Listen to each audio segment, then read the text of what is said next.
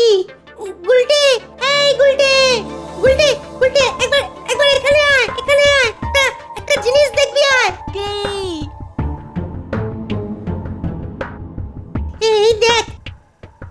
চল একটু এগিয়ে দেখি।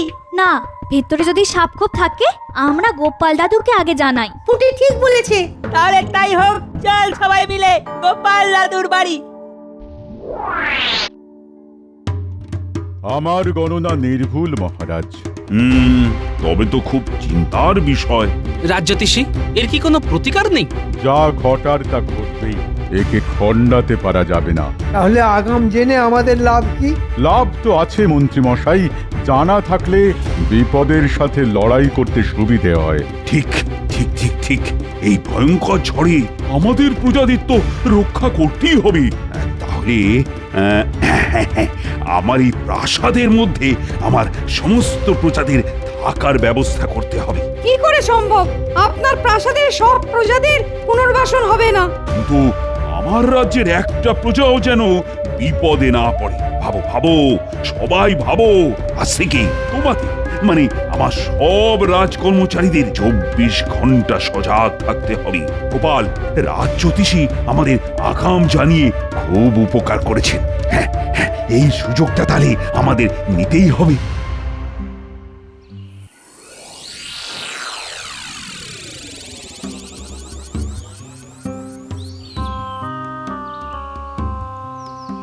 দাদু, আর দাদু, আমরা খেলতে গিয়ে না একটা জিনিস দেখতে পেয়েছি।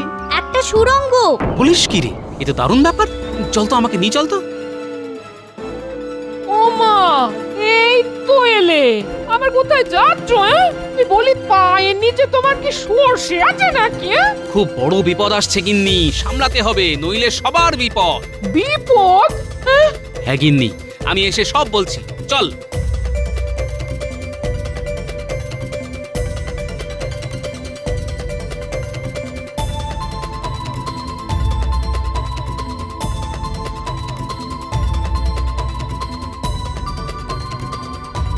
এই দেখো দাদু, ওই সুড়ঙ্গ। এবার চল তো, ভেতরে গিয়ে দেখি। কি করে যাবে গোপাল দাদু? ভেতরটা তো অন্ধকার। তা অবশ্য ঠিকই বলেছিস। চল, এখন আমরা বাড়ি যাই, মশাল নিয়ে আসি। সেই ভালো।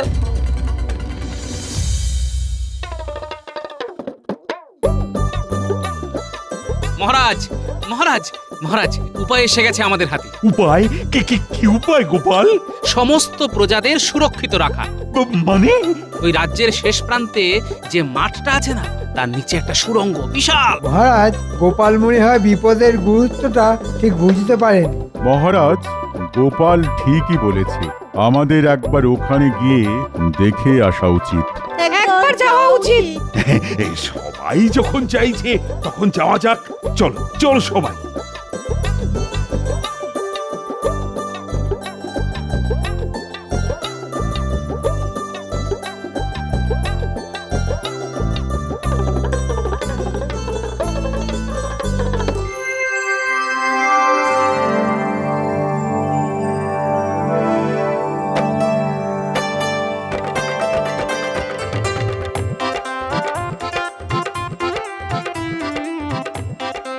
বাবা, এ তো বিশাল সুড়ঙ্গ। যতদূর যাচ্ছে মশালের আলো, সুড়ঙ্গটা দেখে লাগছে বড়ই ভালো। মহারাজ, আমার মনে হচ্ছে এখানে আমাদের প্রজারা সুরক্ষিত থাকবে। আমারও তাই মনে হয় মহারাজ। মন্ত্রী, ও মন্ত্রী, তোমার কি মনে হয়? সবাই যখন চাইছে তখন। সেনাপতি, লোক লাগাও, পরিষ্কার করে বাসযোগ্য করতে হবে তো। আমাদের হাতে তো আর নষ্ট করার মতো সময় নেই। ঠিক আছে মহারাজ, হয়ে যাবে।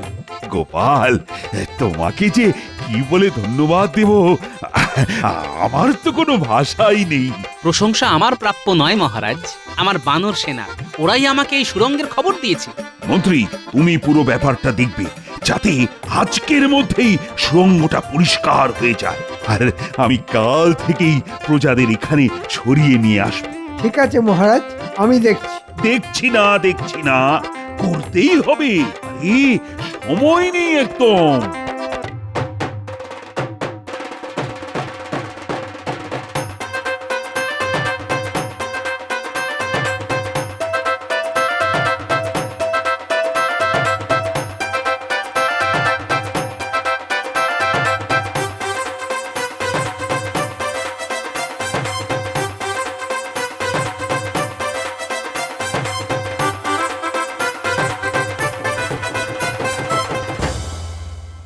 দরকারি জিনিস গুছিয়ে নাও, কাল আমাদের সুড়ঙ্গতে আশ্রয় নিতে হবে। এ কি সর্বনাশ হলো গো!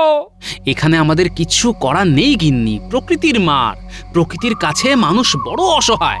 ভাগ্যিস ভাগ্যিস রাজ জ্যোতিষীর গণনায় আমরা আগাম জানতে পারলাম। একটাই ভগবানের কাছে আর্জি, ক্ষতি যেন খুব বেশি না হয়। কি ভাবছেন মহারাজ? আর ভাবনা কি আর একটা রানী? ভাবনা সঠিক। এই মুহূর্তে আমার রাজ্য এক ভয়ঙ্কর বিপদের মধ্যে রয়েছে। আমাদের রাজ জ্যোতিষী গণনা করে জানিয়েছে ভয়ঙ্কর ঘূর্ণিঝড় এই কৃষ্ণনগরে আছড়ে পড়বে।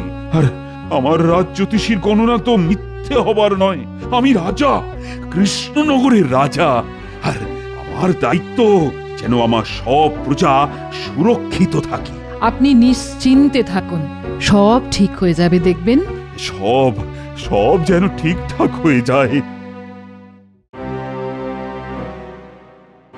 কি যে হবে পণ্ডিত বউ, খুব চিন্তায় আছি গো।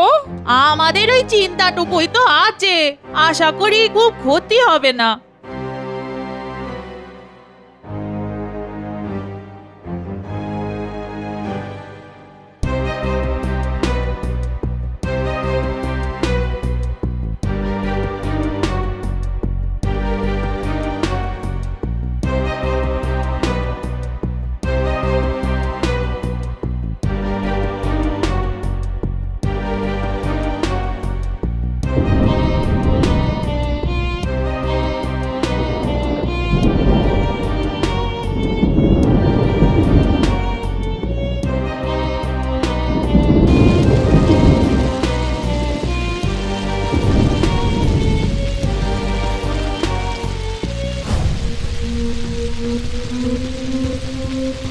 ওহ, জানি না ক্ষতির পরিমাণ কত হবে, তবে আগাম জানার ফলে সমস্ত প্রজাদেরকে সুরক্ষা তো অন্তত দিতে পেরেছি।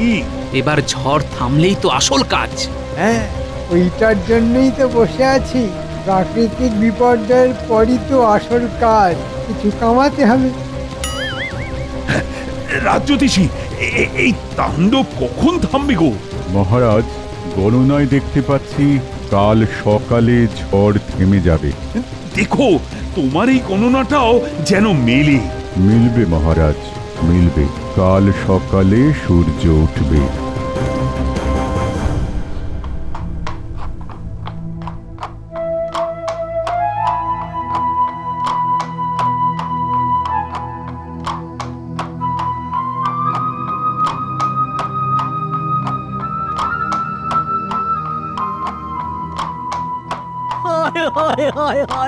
এবার কি করব?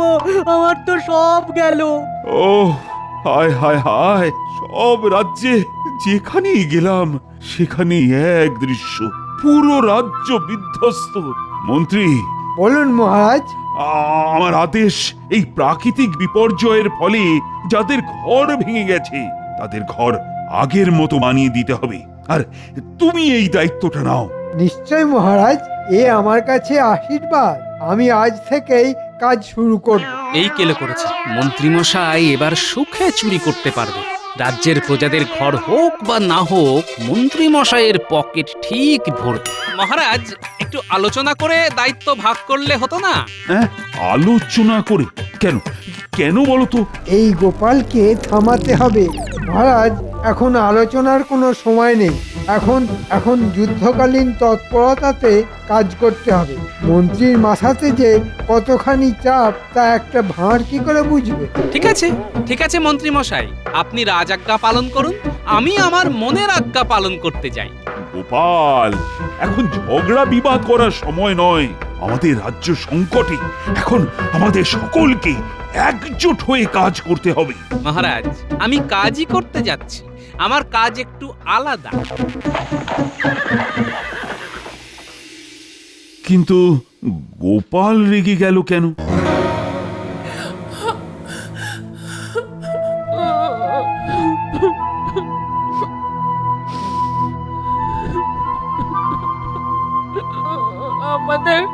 আমাদের সব চলে গেল। কেদো না গিন্নি, কেদো না। মহারাজ ঘর গড়ে দেবার জন্য মন্ত্রীমশাইকে দায়িত্ব দিয়েছেন। মন্ত্রী মশাইকে মহারাজ আর কাউকে পেলেন না না গো? যার 9 হয় না তার 90তেও হবে না, কিন্তু আমিও ছেড়ে দেবার পাত্র নই। মন্ত্রী মশাইকে চুরি করার জন্য খোলা মাঠ আমি কিছুতেই দেব না গিন্নি। গোপাল দাদু, আমাদের ঘরের চাল উড়ে গেছে। কাঁদিস না বাবারা, কাঁদিস না, আবার সব ঠিক হয়ে যাবে। এখন কিছুদিন ওই সুরঙ্গে আমাদের থাকতে হবে, বুঝলি? আর একটা কাজ করতে হবে। কি কাজ দাদু? শোন, তোদের কাজ হলো মন্ত্রী মশাই আর বটা ঘটার উপর নজর রাখা। ওরা কোথায় যায়, কি করে, সব খবর আমার চাই। ঠিক আছে দাদু, তোমাকে সব খবর দেব। আমরা আজ থেকেই নজর রাখবো। ওহ, কতদিন পর একটু বাড়তি লক্ষ্মী লাভ হবে। গোপাল টেপড়ে ঘেঁটে দিচ্ছিল, ওর মুরব্বিয়ানাটা বন্ধ করতে পেরে কি ভালো লাগছে। যাই বটা ঘটার কাছে। এই গুলটে ন্যাপলা, ওই দেখ মন্ত্রী মশাই। খুব ফুর্তি দেখছি। চল, পিছু পিছু চল, দেখি কোথায় যায়।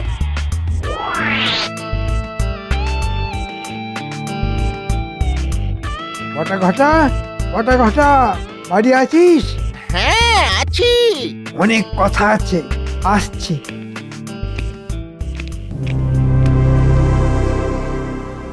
আমাদের খুব সতর্কভাবে কাজ করতে হবে। গোপালের ওই বিচ্ছু বাচ্চাগুলো যেন কোনোভাবে আমাদের পরিকল্পনা জানতে না পারে। বটা ঘটা, জানলাটা বন্ধ কর। ওই বিচ্ছুগুলো যেন লুকিয়ে আমাদের কথা শুনতে না পারে। শোন, যাদের বাড়ি ঝড়ে ভেঙেছে তাদের বাড়ি মহারাজ গড়ে দেবেন। আমাকে দায়িত্ব দিয়েছে। আমার কাছে রাজকোষের অর্থ, এই অর্থের অর্ধেক আমাদের পকেটে, আর অর্ধেকে বাড়ি তৈরি হবে। মানেটা কি হলো? কারো সর্বনাশ আর কারো পৌষ মাস। এই সর্বনাশটা আছে বলে এই আমি একটু করে কমে খাচ্ছি, আর তার সাথে ওদেরকেও খাওয়াচ্ছি। শুনলি তো? চল।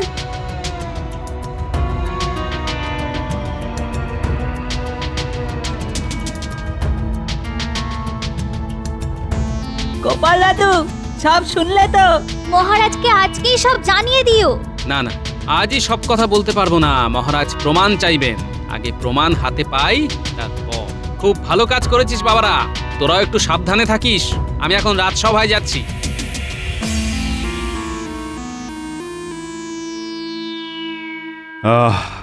দুর্যোগ তাহলে গেল। এবার এবার তাড়াতাড়ি সব আগের মতো করে ফেলতে হবে। কি গোপাল, কাজ কেমন হচ্ছে গো? মন্ত্রী মশাই যখন দায়িত্ব নিয়েছেন তখন ঠিকই হবে। বলছো তাহলে মন্ত্রী ভালোভাবেই কাজ করছে? বটা ঘটা খুব যত্ন করে কাজ করছে, আর আমি সারাক্ষণ নজরদারি করছি। এই কাজটা মন্ত্রী ভালো করে করছে, আর আমি খুব খুশি। কাজ শেষ হয়ে গেলে আমি মন্ত্রী বটা আর ঘটাকে পুরস্কার দেব। মহারাজ, আপনাকে সরল সাদা পেয়ে মন্ত্রী রাজকোষ চুরি করে ফাঁক করে দিচ্ছে। আমি আগে প্রমাণটা জোগাড় করি, তারপর।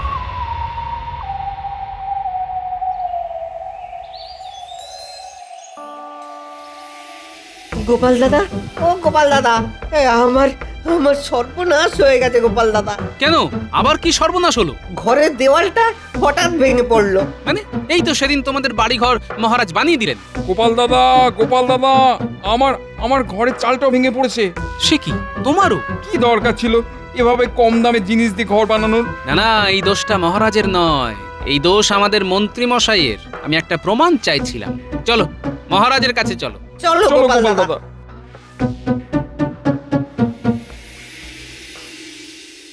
কি গো, আজ রাজসভায় যাবে না? না গো গিন্নি, মহারাজ আমাকে ছুটি দিয়েছেন। এত খাটাখাটুনি গেল, তাই মহারাজ খুশি হয়ে ছুটি দিয়েছেন। তাহলে চলো না, আজ মায়ের কাছে যাই।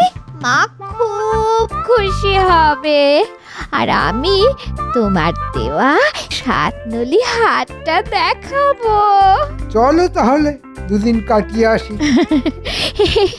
তাহলে গুছিয়ে নি।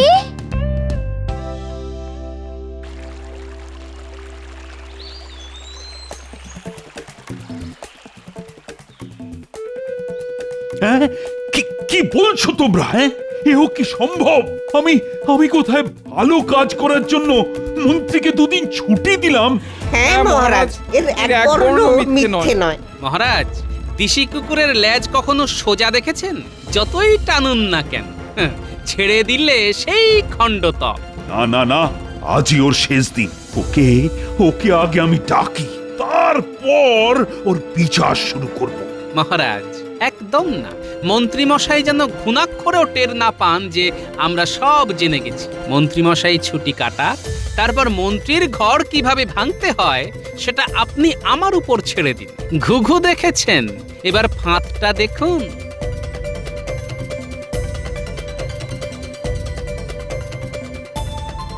বাবা বাবা বাবা, লোভী মন্ত্রী, টোপটা তো গিলবেই।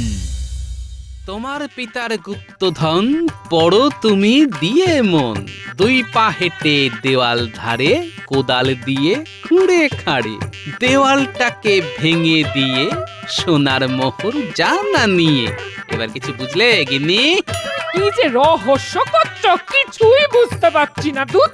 এবার এই নকশাটাকে কায়দা করে মন্ত্রী মশাইয়ের ঘরের মধ্যে রেখে আসতে হবে। ব্যাস, যাই ন্যাপলা গুলটের বাড়ি থেকে একটু ঘুরে আসি।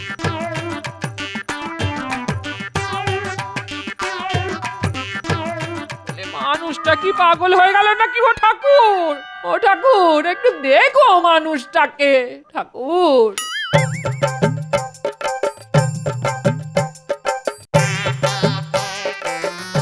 গুলটে, গুলটে, কি গোপাল দাদু, কি হয়েছে? শোন,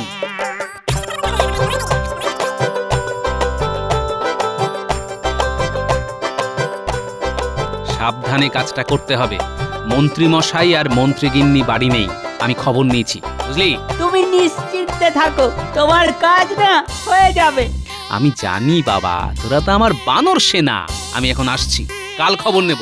আমি আজ এক্ষুনি গিয়ে কাজটা করে আসছি।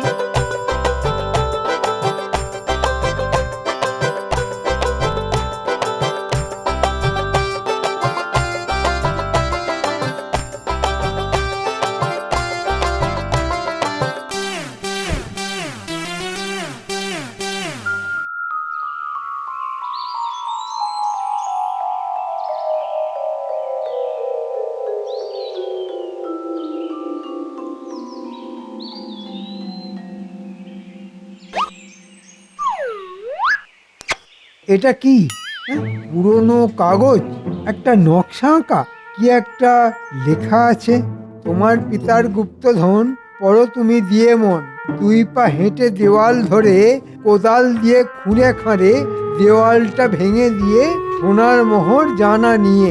গিন্নি, গিন্নি, গুপ্তধন, গুপ্তধন, বিরাট খবর, আমার পিতার গুপ্তধন। কি হলো? কি হলো?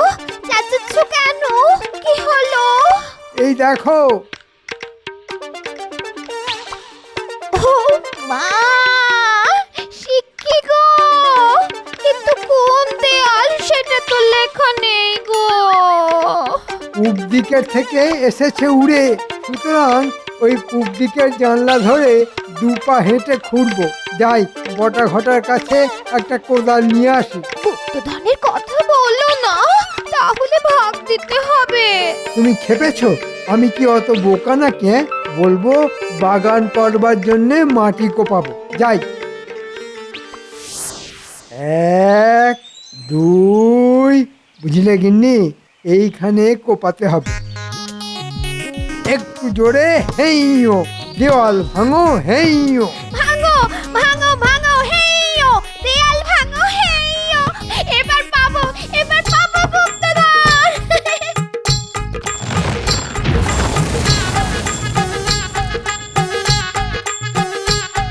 কোথায় গো গিন্নি? এখানে তো গুপ্তধন নেই। তাহলে তাহলে পাশের দেয়ালটা, ওটাও ভাঙো। ঠিক বলেছো।